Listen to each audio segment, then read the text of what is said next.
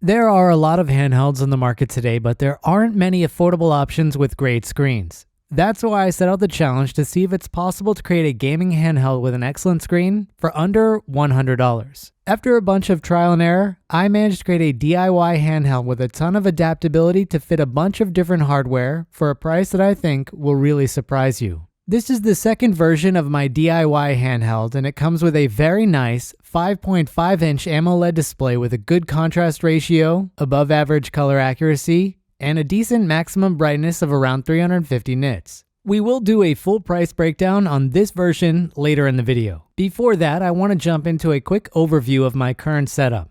Right now I have this hooked up to an NUC-IX i7 with a GTX 3070. When it comes to PC games, we can play just about anything that we could want at max settings with this 1080p display. We are capped at 60 FPS due to the panel that we're using, but we have more than enough room to exceed that in the games that I've been testing. In God of War, we are just a bit over 60 FPS with all of the graphical options maxed out. On PC titles that are a bit older, we can get even better performance with well over 200 FPS in Resident Evil 3. When it comes to emulation, we're going to have no issues with Wii U and the CMU emulator. If you played this system on real hardware, you are going to immediately notice just how much better this screen is compared to a real Wii U. Other systems from PS2 to Xbox 360 will also run very well. When we get to systems that are natively 16:9 like the Switch and the PS3, the benefit of using a screen with this aspect ratio shines compared to more common ones on the market today. This is a 16:9 screen, and unfortunately, these are becoming quite rare, especially when we're talking about panels with good characteristics outside of large consoles like the OLED Switch and the new Logitech G Cloud. The good thing about this particular screen is that it's very affordable from a raw price standpoint and in the packaged version that I own. Now that you've seen some footage of this in action,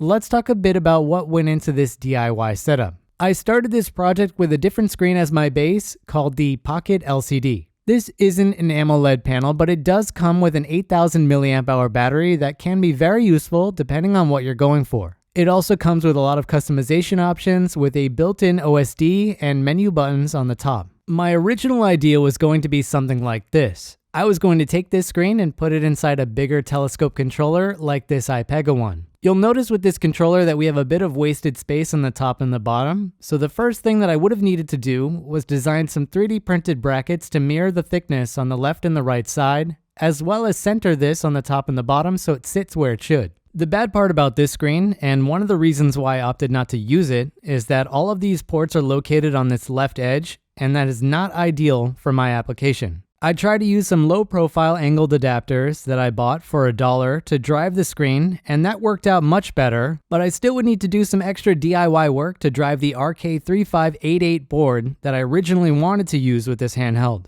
Essentially, I would have attached an RK3588 SBC on the back of this iPega controller, and I would have powered it with the battery in the 5.5-inch screen. The controller would connect to the SBC over Bluetooth, and I would have a rather powerful Android handheld for a decent price.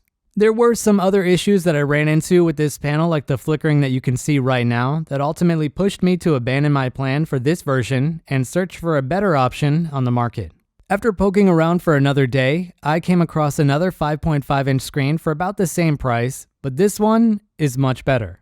This new screen is pretty close to being perfect, but it doesn't have a battery. This makes it a lot thinner than my first screen, but one of the most important things is that almost all of the ports are located on the top. They are also recessed, which allows us to use those same angled adapters if we want to build an ARM-based handheld with everything on the back. This screen also has another USB port on the side that you can use to power the device, but it also gives you touchscreen functionality. Based on my testing, this works well, but it would require me to make some big modifications to my controllers to deal with the cable going to this location, so I haven't bothered with it. I bought a few controllers for this project, and this one is the cheapest one that I could find that works the best. The recessed ports work out very well for my idea of strapping an SBC to the back of this. I could easily connect a small Type-C battery pack to the back of this controller and feed the HDMI signal to the display with the connectors that I bought for my first version. This one has guards on the side to lock the screen in place, and it also has all of the input buttons that you would need for PC or Android gaming. After I started using this version, I shifted my idea of only making an ARM handheld into just using this as a couch handheld that you would connect to a more powerful PC with a long HDMI cable. The Wii T2 controller works a bit better than this one for a little more money, but it doesn't have anything to lock the screen in place, so I had to use these electrical tape straps on the back to latch onto the screen for the first section of this video. Even though this doesn't have L3 or R3, I like this controller and it fits this screen almost perfectly. After shifting focus, I wanted to use this newer version to make an all AMD based solution, which means the CPU and GPU will be from AMD. The best option that I have for something like this is the HX90G that I have been testing for a few weeks. I already have this thing ready to go with a bunch of games, so you'll be able to get an idea of how this can work for your computer. The only bad part about this is that our HDMI port is located on the back with the power plug, so you'll probably want this backside pointing at you, but we can power the screen with the USB ports at the same time, which is nice. This is how this would look like with everything plugged in. I'm using the cables that came included with my screen, but I would need to buy a longer pair to use this in some other situations. Again, I could put a battery on the back of this to cut out one of the cables, and I could use a wireless HDMI solution for the other one if I wanted to cut out all of the cables completely, but that would push us over the budget of $100. Once everything is plugged in, just hit the power button and you're good to go. The big star here is the new Steam Big Picture update that gives us access to the Steam Deck UI. This is a perfect UI for an application scenario like this because we do not need to worry about anything after we pair our controller to our PC. You'll see that the screen is strobing in this section of the video, and that's due to the disconnect between the lights in my studio and the backlight in this panel. One of these is only visible to the camera at any time, and I'm opting for the screen to strobe instead of the studio lights like I had at the beginning of this video. This isn't something that you can see with your eyes. Obviously, this is going to come down to the hardware that you have available to you, but I think there are a lot of people that have a PC that is a lot more powerful than the handhelds that they own. In some cases, you could stream that system over to something like a phone and a controller, but then you'd have to deal with network latency and potentially a suboptimal aspect ratio. As I've already pointed out, this is a 16:9 screen, and we're playing games that are largely meant to be played on screens of that aspect ratio. These kinds of screens are not common on modern phones, and this one was cheap enough to just buy new compared to buying an older 16:9 phone to use as a handheld. I am very impressed with the overall quality of this AMOLED panel for the price that I paid, and I think this product is almost perfect, but I wish they would have made the left and right side borders the same size. The left side is a bit larger than the right, and it just seems like a silly decision for them to make when they already have a product that works much better than other things that I was able to find or buy on the market. That and having the touch panel port located on the side are the only faults that I have with this.